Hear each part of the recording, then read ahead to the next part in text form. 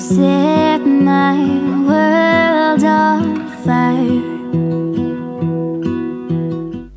Hi everyone, welcome back to my channel. Today I want to talk to you about the laparoscopy that I had about a week ago now, exactly a week ago now, and give you guys a run through of what happened on the day, what the consultant found, and what next steps are. And so if you yourself are hoping to get a laparoscopy soon or are booked in to have one and aren't too sure what to expect, hopefully this video will give you some guidance. Disclaimer, upfront, transparent, I am not a medical professional, I'm not a doctor, I'm nothing, I'm nowhere close to any kind of medical professional. So anything that I say in this video is literally just my opinion, my experience. It is not medical advice. If you yourself are struggling with fertility problems or really heavy periods or painful periods or whatever it might be, and you think that you might have endometriosis or PCOS, polycystic ovary syndrome, or anything that's related to that,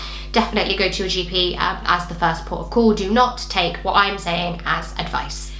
Okay, so first of all, I'm going to talk you through what happened on the day. So I was asked to be at the clinic for 7:30 in the morning. My mum came with me, my husband looked after our little girl, waited around a little bit, but not too long. I was really lucky that I'm on the NHS, but I was lucky enough to go to a really nice clinic that's actually a BMI clinic, but they have a few NHS clinics that they run from that location. So I was basically treated like a private patient. I had my room. It was dreamy. Wasn't allowed to have had anything to drink since 5 o'clock that morning, and if I did have something, it was literally a glass of water. That's all I was allowed, because I was obviously having anaesthetic. It just messes with that. I also couldn't eat after 10 o'clock at night the previous evening, so I made sure that I had like 2 dinners because girl gets hungry. So I was absolutely starving and absolutely gasping for water, but needs must. Met the nurse. You have to confirm your identity about 10,000 times. When your date of birth is, what your surname is, first line of your address and your postcode. So we did that a few times. Then the anaesthetist, whatever it is, came to talk to me and answer any questions I had about the procedure. I've had quite a few anaesthetics in my time, so I'm not too worried about it. And to be honest, for me, the less I know, kind of the better, because it's a similar thing with Google. The information is there, but it doesn't mean that you should be reaching for Google to get the answers to the questions you have, because you'll probably conclude within the first 2 minutes that you have about 2 weeks to live. That's it. That's my experience with Google. He just said that, you know, he was going to be putting a cannula in my hand to put the anaesthesia in, and they said that they were going to weigh me, because I think that they weigh you to figure out how much anaesthesia you need, but that never happened, and I didn't realise that until afterwards. But I mean, I stayed asleep, I was aware of nothing, and I woke up, so I'm assuming everything is fine. And then he said that the consultant was going to come round and speak to me, and then they would kind of allocate everyone their time slots for the morning. So I was hoping I would be first. Obviously everyone's hoping that they're going to be first because you just don't want to wait around. And luckily enough, I was first. So the consultant came round, just recapped what we talked about, what he was going to be looking at. I mentioned to him, because I hadn't seen him since the consultation in November, that I'd had another miscarriage in December, and that when I went to the scan for that miscarriage, that they said they thought they saw a collapsed cyst on my ovary. But so I just said to him, I'd be really grateful if you could take a look. And so he said, yeah, I will do, that's fine. He said if the endometriosis was mild, that he would treat it, because he has quite a few patients in the day, so I guess I had like an hour slot maybe. But if it was more severe, that he would stop, wake me up, and then we would have to book in a longer operation, which is not ideal. 20 minutes later, I'm in my gown with my butt showing, and I'm walking down to the theatre. So they put you in sort of a side room to begin with. You get on a bed, they talk you through it again. You got to check, you got to say who you are 10,000 times, and they check that you haven't got any jewellery on. I actually forgot that I had this necklace on because it's my Emmie necklace. I got it for my birthday year before last, when Emmie was my first birthday since I'd had Emmie. So for me, this is just part of my body and I hadn't even thought about it. I'd taken my earrings out, my rings off, my belly button bar out, everything. Completely forgot this very blatantly obvious necklace. Then they wheel you through to the theatre, which can be quite daunting. Lots of lights and people in scrubs, and we just had a little chat, and you know, they said, are you ready? And I've been waiting for this for a long time, and obviously when I had the last laparoscopy I fell pregnant with Emmie straight after, so I was like, yes, I'm so ready. Next thing I know, my hand started feeling weird, and normally when I have an anaesthetic, or when I've had an anaesthetic in the past, they'll say to me, okay, we're going to put the anaesthetic in now, going to give you some oxygen, take some deep breaths, count back from 10. None of that happened. So I'm just minding my own business, lying there, and start to feel a little bit woozy. And then he's got an oxygen mask over my face, and then good night Vienna. So I guess that's how he does it. He doesn't give you a heads up that it's coming, but that's absolutely fine. And I'm in recovery.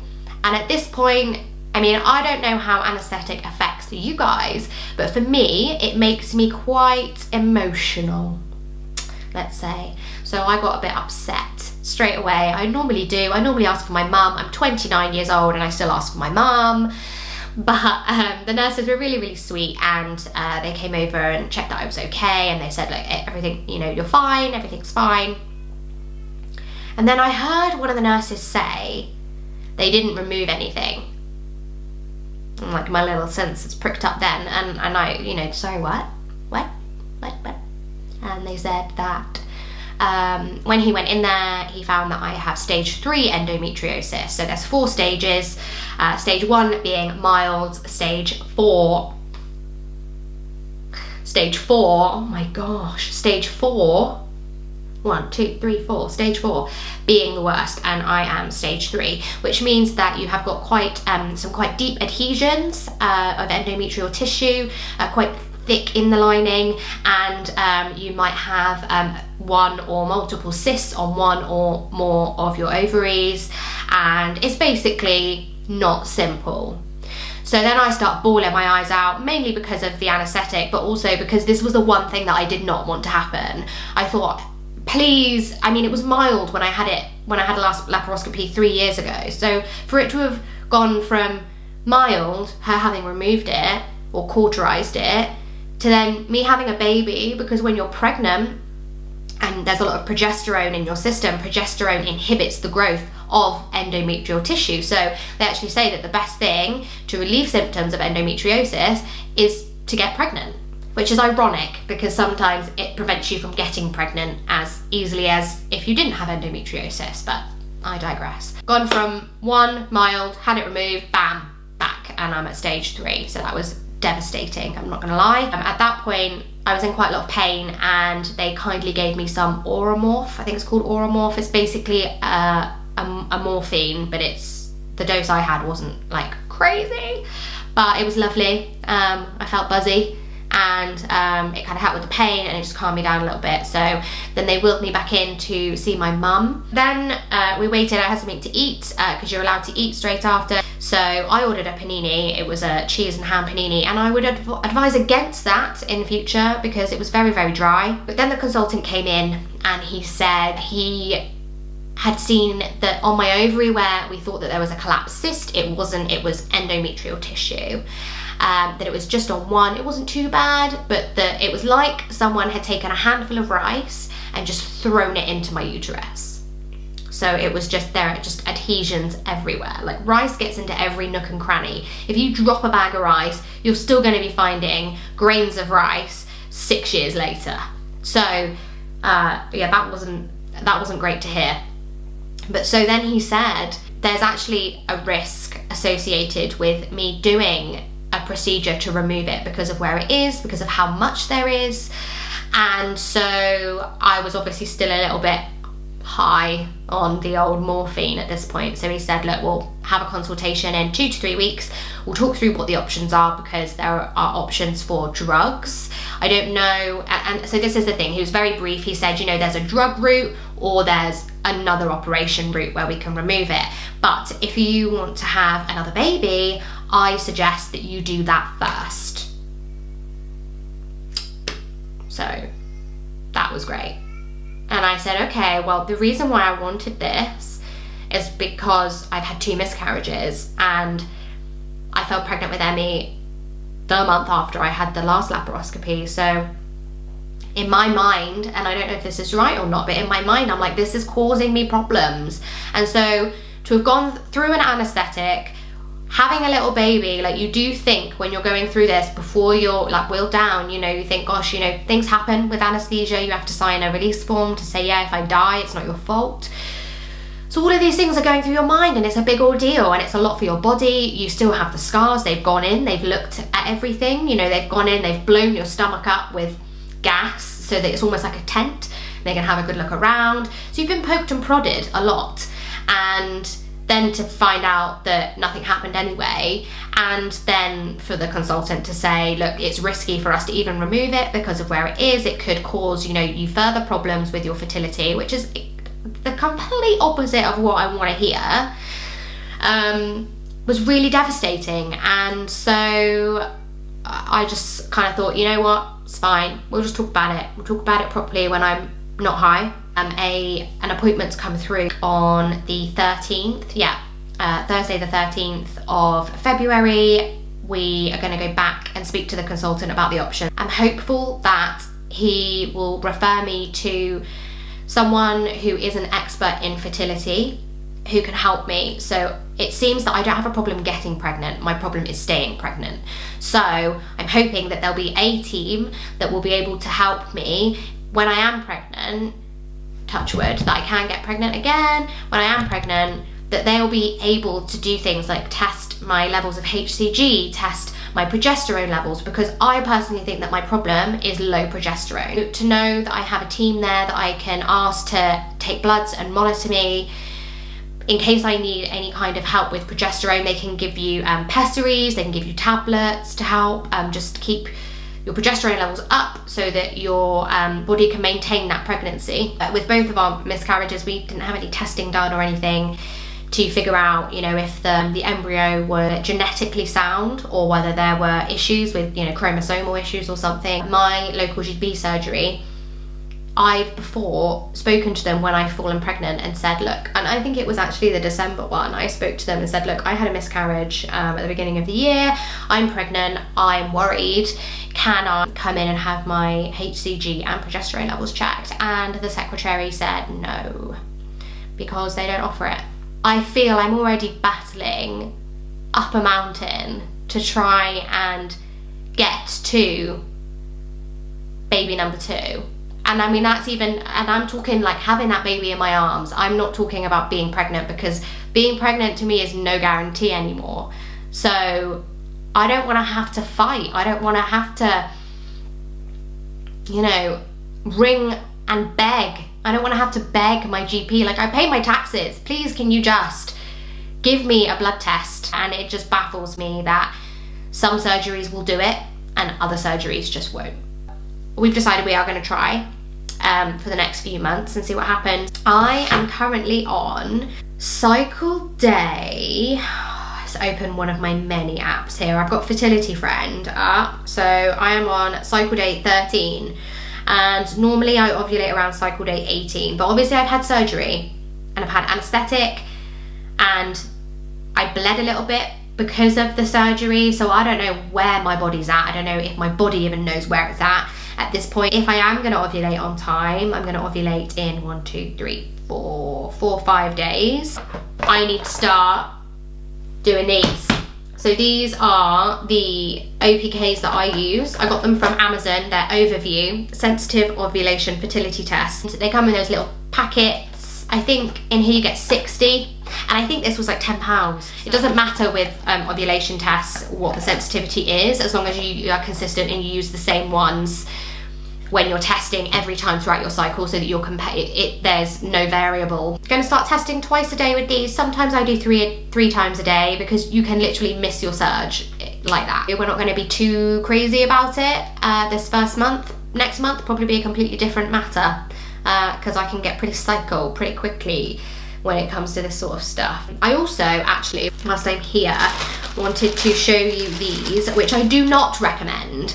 These are one-step pregnancy tests, but there are so many on Amazon that are called one-step, and they literally just, because there's one brand called One Step that is really, really good, but I think a lot of other companies just copy it by putting like one-step urine pregnancy test, because it takes one step.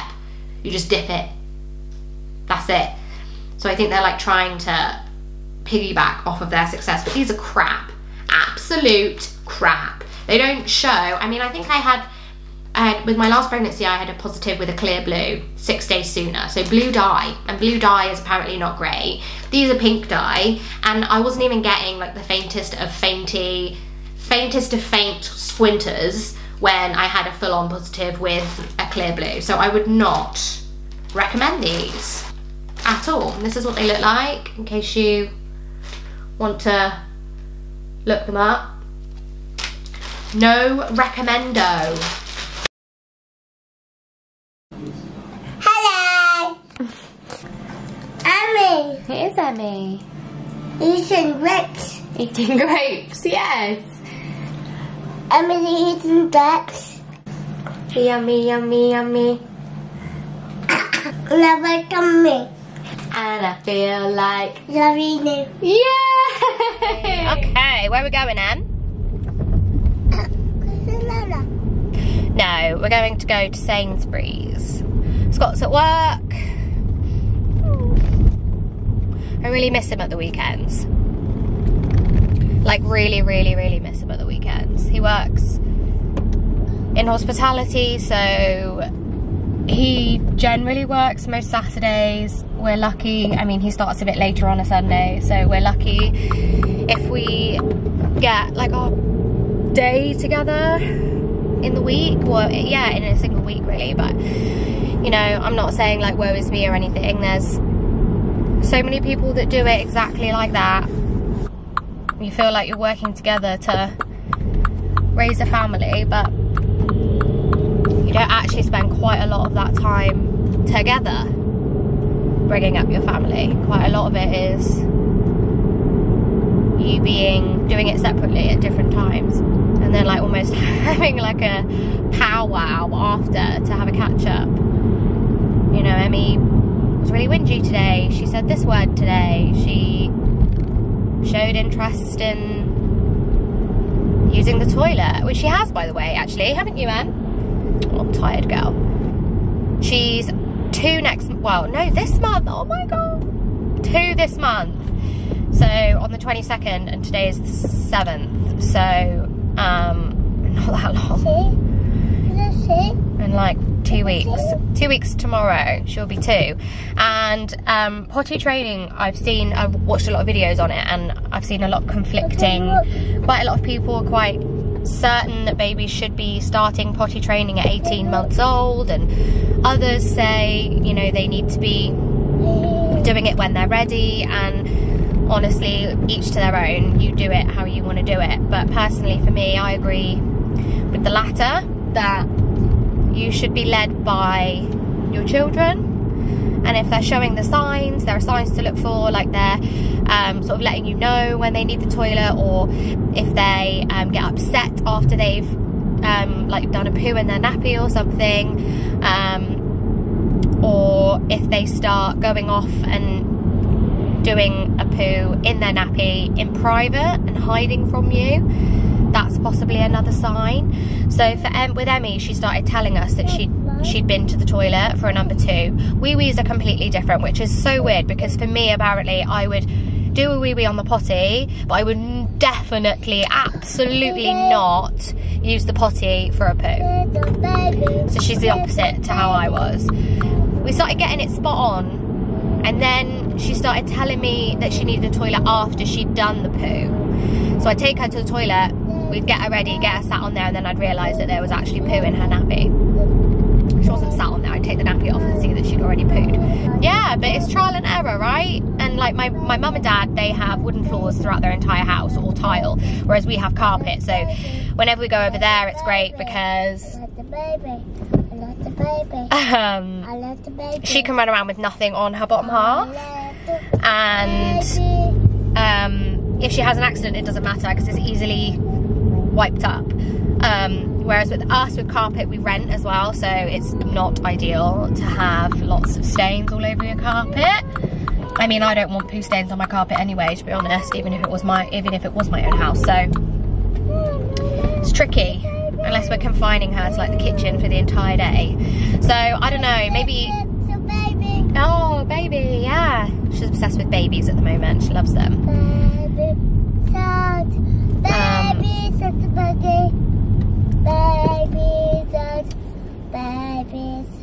Baby what? If you have any tips for potty training when you have a fully carpeted house and it's not realistic to let them kind of run around butt naked to kind of sort themselves out and learn as they go, it's just, I can't do that really. So any other advice? I know a few people have said, you know, as soon as you get them up in the morning, before you go to bed at night, just pop them on the potty and say, do you need a wee-wee, which we've been doing. So yeah, any other tips would be really appreciated. So we're at Sainsbury's now, we're just gonna go get some food because I like comfort food when my husband is working. Makes me feel better. So I will catch up. Literally, some people can't drive. Yeah, I'll catch up with you in the next one. I think the next one, I'm going to start, as I said earlier, we're going to start testing for ovulation using OPKs. So I'm going to do those and I'm going to chart them on a piece of paper so that I can show you the progression. And I like to do the same for pregnancy tests as well when the time comes, because I found it really, really useful. I found it really, really useful before we were trying to conceive, when I was thinking about how maybe we'd been trying to conceive for a few months actually the first time round, and I was like, it's not working, like I need to watch like what other people do. So seeing those progressions for OPKs and to see what an actual positive OPK is, because it needs to be as dark as, if not darker than, the control line. And then obviously pregnancy tests are different, and that's just a whole game of squinting, but I like to see the progression and then compare it to my own. So I'll start doing OPKs. I did do the one that I said I would try as I'd opened it to show you, and it definitely not positive, nowhere near positive. So, but it is only cycle day, did I say 11? No, 14. I can't remember what I said, but I will keep going because, as I said, you could literally miss it. So I'll keep testing. That's it for now, guys. If you're not already subscribed, or if you're just new, please think about subscribing. We would love to have you come along on this trying to conceive journey with us, and we'll see you next time. All right, thanks guys, bye. You set my world on fire. You're